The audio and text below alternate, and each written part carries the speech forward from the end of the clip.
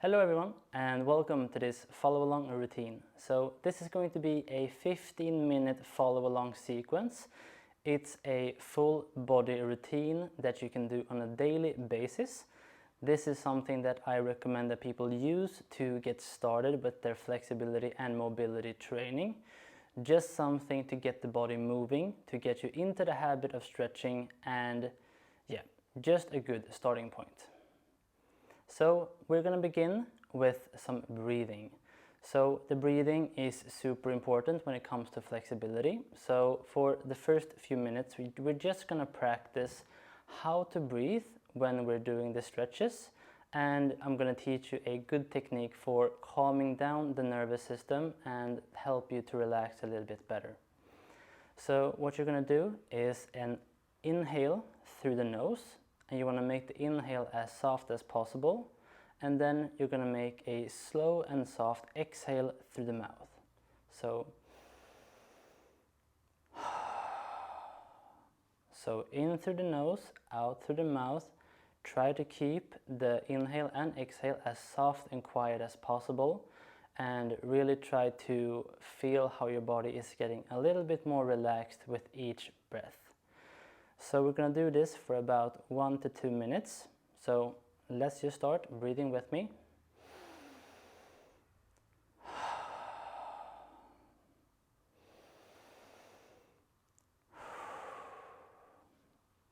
So you can just continue with your breathing. You can keep your eyes closed if that's more comfortable for you.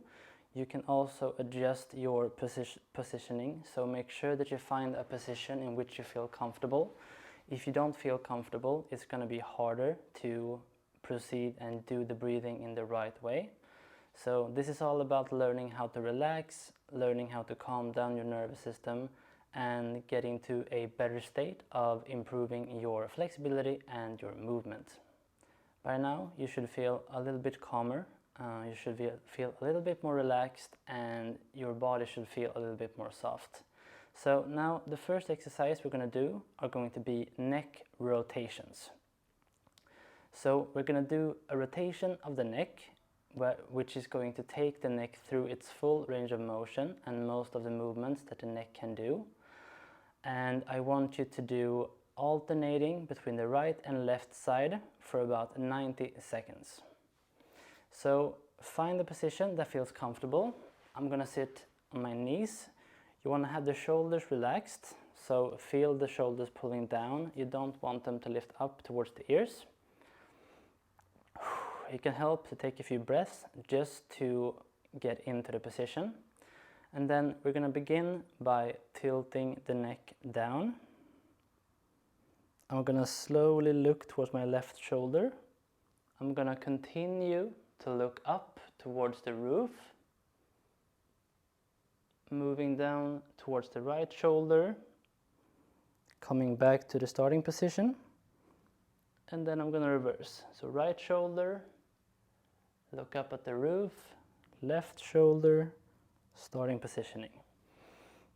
So now you can just continue to alternate between the left and the right side for about 60 seconds. You want to focus on exhaling through the mouth as you complete the rotation. This is going to help keep the neck relaxed, and you want to try to avoid holding your breath because this is going to tension the muscles a little bit more, so it's going to be harder for your neck to expand and to do its full range of motion. Yes, just like that. Continue to keep the shoulders as relaxed as possible, keep the neck relaxed. Make the biggest range of motion that you can, but try to avoid going into pain.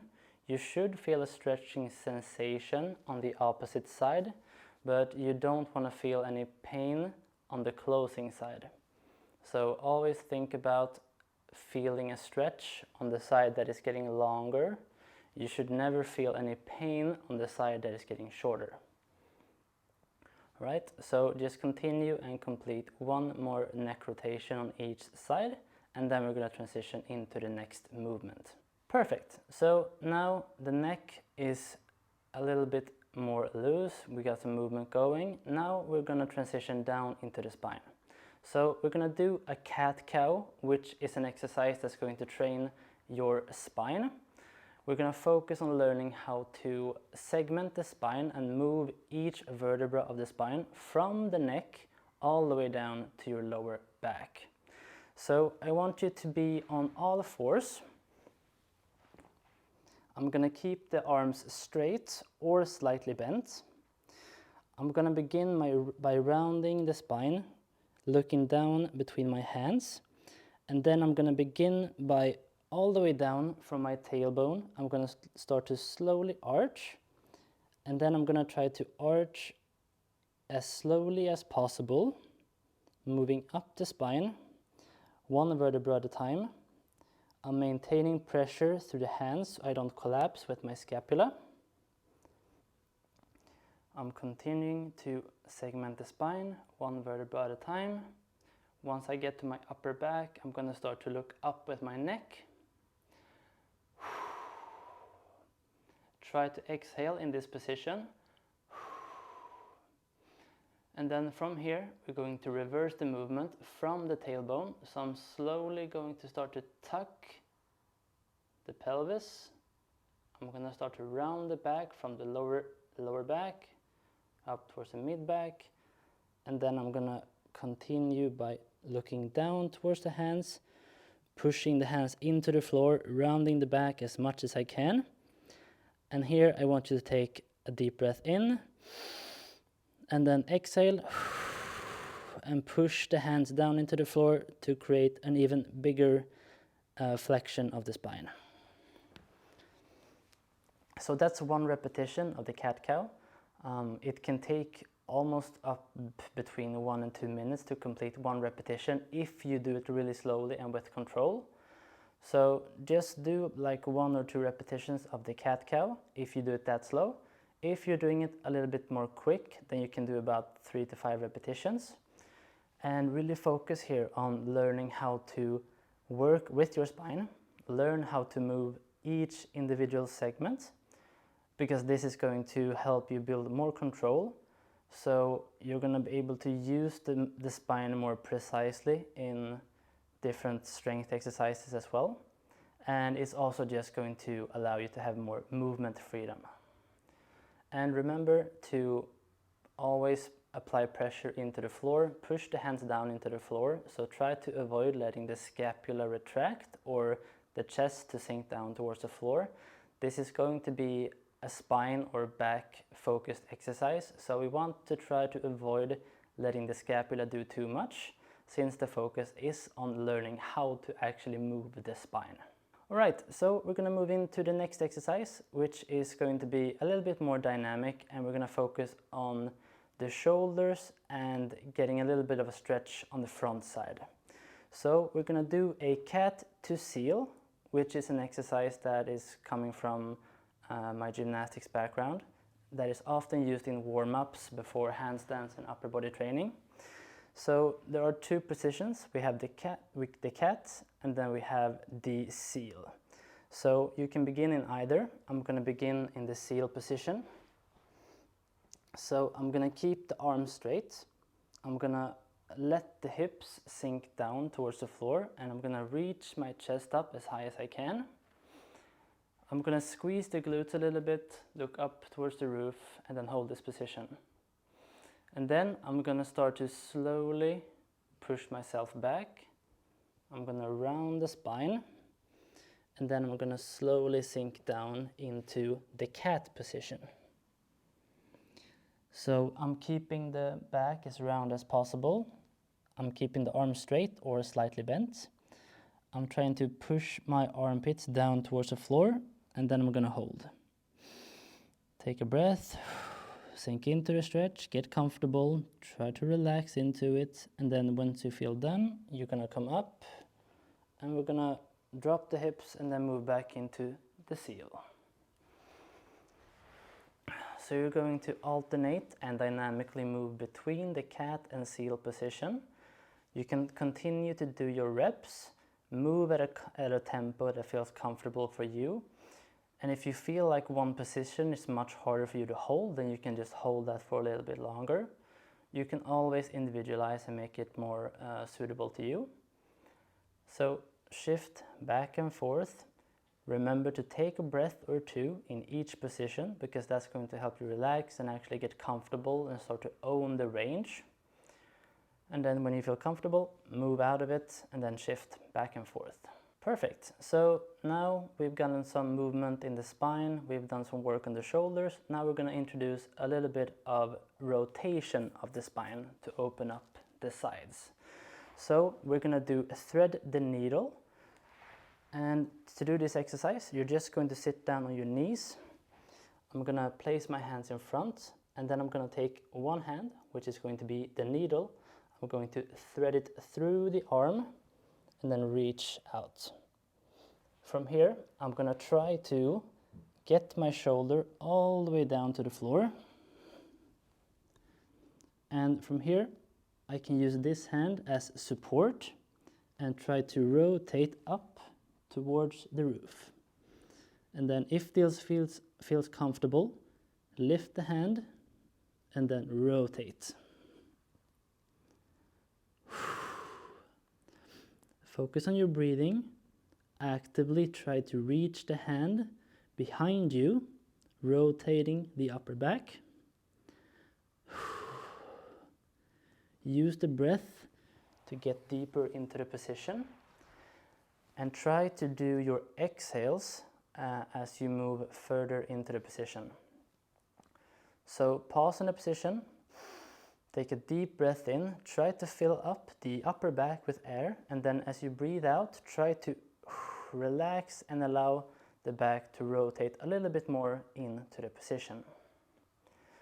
Take a few breaths. Try to see how far you can get, how nice of a stretch you can get of the upper back, and how much rotation you can get. And then we can shift to the other side. So slowly come out of the position, come back to the starting position, reach the hand through, place the shoulder down, use support, and then rotate if possible. Focus on your breathing. Deep inhales into the upper back, and then rotate as you exhale.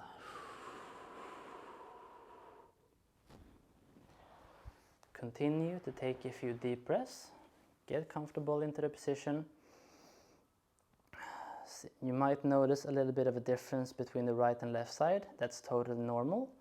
And I always recommend that if you know which side is a little bit less, which is a little bit more stiff, try to always begin with the stiff side, because most of the time it's gonna require a little bit more attention to start to catch up to the better side. All right, let's move into some shoulder extension. So shoulder extension is just shoulder flexibility behind the body. So we've done some shoulder flexion with the arms above, but now we're gonna get a little bit of a stretch on the front side by bringing the arms behind us. So we're going to use the table rock. So I simply just want you to sit on the floor, arms behind you, fingers pointing to the side or backwards to begin. And then keep the heels flat. Rotate the shoulders back, pull the scapula together.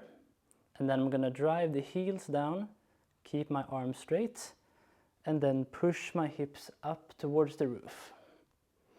I'm gonna go as high as I can, squeeze my glutes at the top, hold for 3, 2, 1, and then lower down.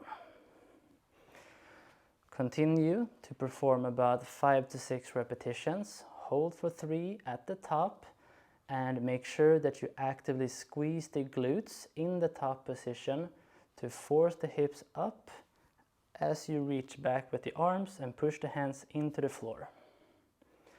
So if you've never done shoulder extension work before, this is going to be quite heavy.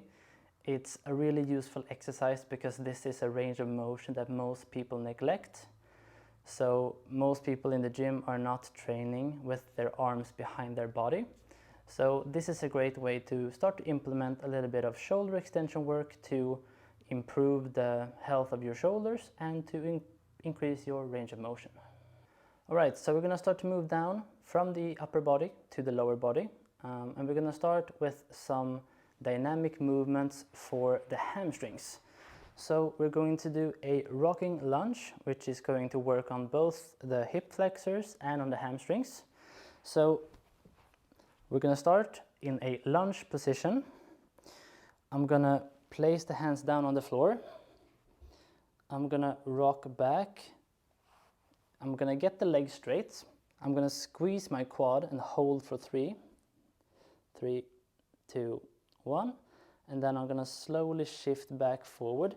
And now I'm going to try to sink the hips down towards the floor to get a nice stretch on the hip flexors. Once again, I'm going to hold for 3, 2, and 1. And then I'm going to move back. So we're moving back and forth in the stretch, holding for 3 in each position. We're trying to get a little bit more comfortable in each rep, using the breath to relax and get deeper into the range. We can once again hold a little bit longer if we find a position that's more challenging.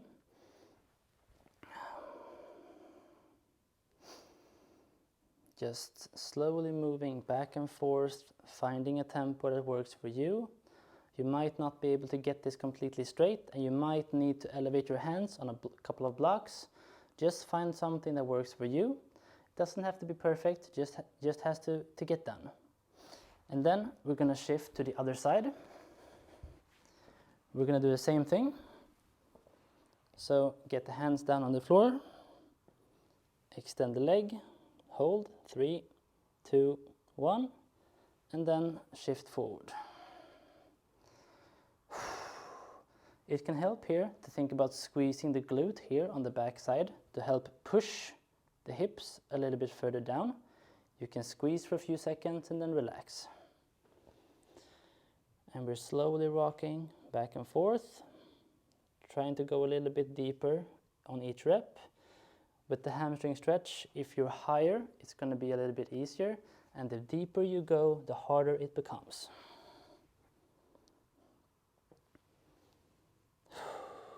Continue to focus on the breathing. You can even get down your elbows. It's just about finding the right stretch. So do about 5 to 10 repetitions on each side. If you feel like you want to do more, just pause the video and continue to do a little bit more. That's totally fine. And for the next drill, we're going to work on some hip rotation. So we're going to do some 90-90 rotations. So this is an exercise that's going to work on your hip internal and external rotation. So sit down on the floor, get your arms behind you. You're going to have the knees bent, the heels in contact with the floor. And then I'm going to start with one side at a time. So I'm going to start to internally rotate one side. I'm going to go as far as I can. Once I hit my limit, I'm going to start to externally rotate my other leg.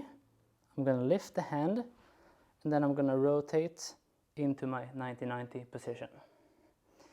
Then we're going to slowly reach the hand back. I'm going to lift the back leg first.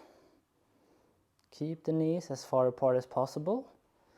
Now we're back in the starting position. So I'm going to start by internally rotating the opposite leg. Find my sticking point. Externally rotate the other leg. Lift the hand, come through. Find your 90-90. Hold for a few seconds. And then repeat. So we're just rotating from side to side, working on internally and externally rotating. If you find it too easy, you can challenge yourself by not using the hands for support and instead squeezing the hands for tension and then doing the same thing. This is going to be a little bit more demanding because we don't get support from the hands. And then if you want to add an even bigger or another layer of difficulty, you can add a good morning in the 90-90 position. So reaching forward, hinging from the hips.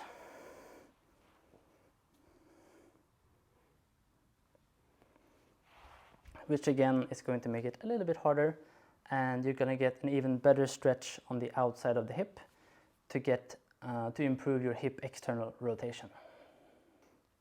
All right, now so we're gonna move into some stretching of the feet and the ankles. So what I want you to do is simply to sit down on your knees, and then you're just gonna lift the feet. So you're gonna place the top of the ankle on the floor, sit down, and then if this is not comfortable, you can place something like a pillow underneath here to make it a little less intense. And from here, we're going to rock forward, get up on the toes, shift back into a squat, and then come back. So we're dynamically moving from the Zaza into the plantar fascia stretch and then into the squats. You don't need to place the heels on the floor right away. If you can't get into this position comfortably, just move back and forth and you're going to get deeper with time. You can lean back for a little bit more stretch on the front side. Lean forward, up on the toes, leaning back, bigger stretch under the feet. And then you can also try to remove the hands to add a little bit of balance. And then as you feel comfortable with the heels on the floor, drive the knees further forward. And you're just gonna do about 5 repetitions, moving from the Zaza to the plantar fascia stretch to the deep squat. But remember, not everyone is going to have the same level of ability on these stretches, so you need to adapt based on your current level. So if it's not comfortable, adjust based on how everything's feeling. Try not to push too hard. It's better to start easy and then increase the difficulty as you go, than doing too much at once. All right, so it's time for the last part of the daily routine. So we're gonna do a short wrist sequence. So we're gonna open up the forearms, build a little bit of strength and improve control of the wrist. So start by placing the hands on the floor. Keep the arms straight, spread the fingers out, and then I'm gonna move in and out. So I'm doing like a walk with the fingers pointing back and then pointing forwards and then pointing back again, but with internal rotation. Just take a few steps, make them as big or small as you want. This is great to do before a handstand session or before some push-ups or dips. Move back to the fingers pointing forwards, keep the arms straight, push the fingers into the floor and lift the palms up.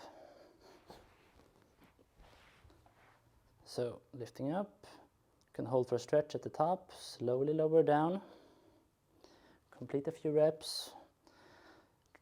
Try not to bend the arms at the top, so keep the triceps engaged. And then flip the palms, put them into fists, and we're going to roll the wrist back and forth between the right and left side. And then if this is too hard, open the wrist as you come down, which is going to be a little bit easier. And then as you get stronger, you can start to keep the fist a little bit more closed.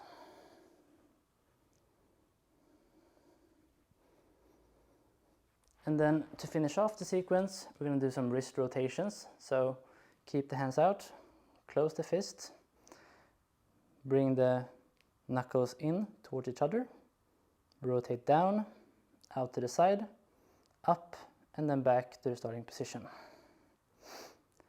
So it's a wrist rotation, starting in one direction, making the movement as big as possible. I'm keeping the elbows tucked, squeezing in, so it's mostly the wrists doing the work. And then we're going to switch direction, so we move in both directions.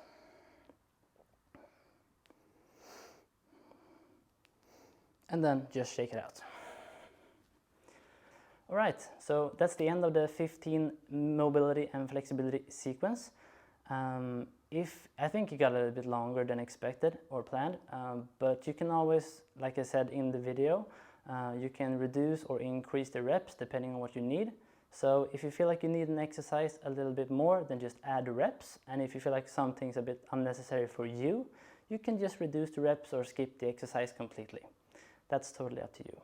If you want to continue to learn more about improving flexibility and mobility, you can join my free 14-day trial for my training app, GymMove.